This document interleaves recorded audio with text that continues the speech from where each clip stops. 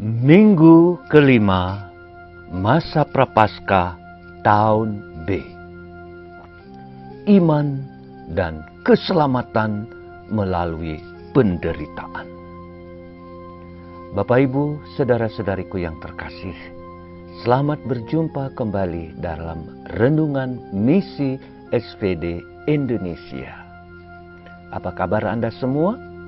Semoga semua dalam keadaan sehat-sehat, teguh dalam iman, dan kasih yang tulus menyertai kita semua. Nah, Bapak Ibu, saudara-saudariku yang terkasih, hari ini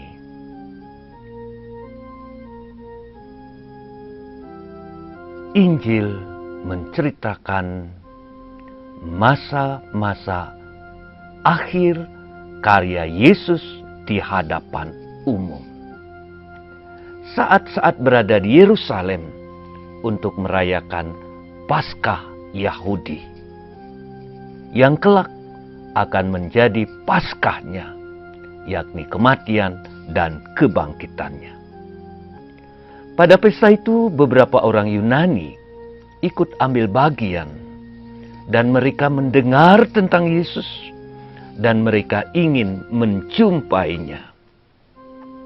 Filipus dan Andreas menyampaikan kepadanya bahwa orang-orang Yunani ini ingin menjumpainya.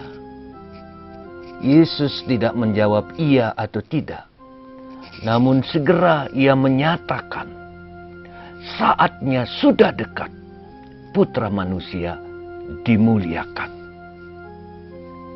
Ketika Yesus dimuliakan, ada dua hal yang terungkap, yakni iman dan keselamatan. Bapak Ibu, saudara-saudariku yang terkasih, banyak pertobatan terjadi karena justru melalui penderitaan. Penderitaan Yesus membuat begitu banyak orang bertobat, dan khususnya orang-orang kafir. Ia harus mati untuk menebus orang banyak, agar mereka dapat disatukan dengan umat Allah, bersatu dengan Allah. Bapak Ibu, saudara-saudariku yang terkasih, ada sebuah kisah di sebuah gua Maria. Seseorang yang telah meninggalkan iman kekatolikannya. Ketika dia datang ke Gua Maria dan singgah di toko, dan ia melihat salib Yesus, salib Cordoba, dan dia ingin memilikinya. Dia kembali ke gua, lalu membeli salib itu. Sambil menangis, dia membawa pulang salib itu.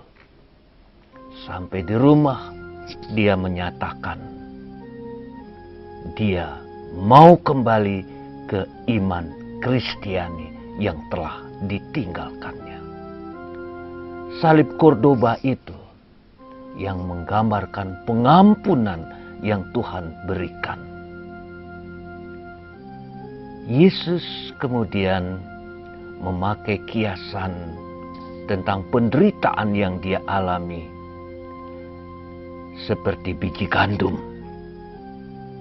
Bila biji gandum jatuh ke tanah dan tidak mati, dia tidak akan menghasilkan.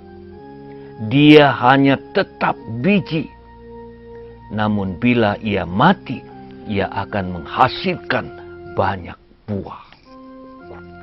Bapak Ibu, saudara-saudariku yang terkasih, selanjutnya Yesus mengingatkan murid-muridnya. Ia yang mengasihi hidupnya, ia akan kehilangan.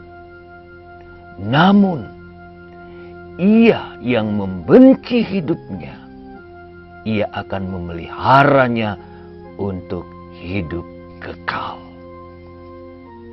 Nah, Bapak Ibu, sebagai manusia, Yesus sadar ini diungkapkan di dalam doanya. Hatinya remuk redam di hadapan derita yang begitu berat. Berat sekali. Dimusuhi oleh orang-orangnya sendiri. Sampai mati disalib. Dan ketika Yesus berdoa, dia sendirian. Dia menyadari. Dan dia meminta kepada Bapanya. Bapa, kalau boleh, biarlah waktu ini lalu. Biarlah piala ini berlalu. Namun akhirnya segera ia sadar. Bukan ini yang aku mau. Tetapi apa yang kau kehendaki. Bukankah dalam doa Bapa kami yang Yesus ajarkan kepada kita, dikuduskanlah namamu, datanglah kerajaanmu, jadilah kehendakmu. Bukankah itu yang kita doakan? Bukankah itu yang kita harapkan? Bukankah itu yang mau kita laksanakan? Menghadapi sengsara, penderitaan, salib, kematian, Yesus tidak memikirkan keselamatan pribadinya. Dia lebih mengutamakan kemuliaan Bapanya dan keselamatan dunia. Pada saat itu juga Bapak Ibu saudara-saudariku yang terkasih, ada suara dari surga. Ada tanda dari surga. Suara itu sesungguhnya menjawab Yesus. Namun tidak banyak orang yang memahaminya. Suara itu berbunyi, aku telah memuliakannya dan aku akan memuliakannya lagi. Dan kepada mereka, Yesus tegaskan, bukan untuk aku suara itu, melainkan untuk kalian semua. Inilah saatnya dunia akan diadili. Dan penguasa-penguasa dunia ini akan dilemparkan keluar. Dan aku, ketika aku dimuliakan, ketika aku naik ke surga, aku akan menarik semua orang kepadaku. Bapak Ibu saudara-saudariku yang terkasih, Santo Paulus dalam bacaan kedua mengingatkan dan menyampaikan umat di Ibrani bagaimana Kristus sebagai manusia telah mempersembahkan hidupnya, dan dalam doa, dalam ratap tangis dan keluhan, di sana Yesus belajar taat kepada Bapanya.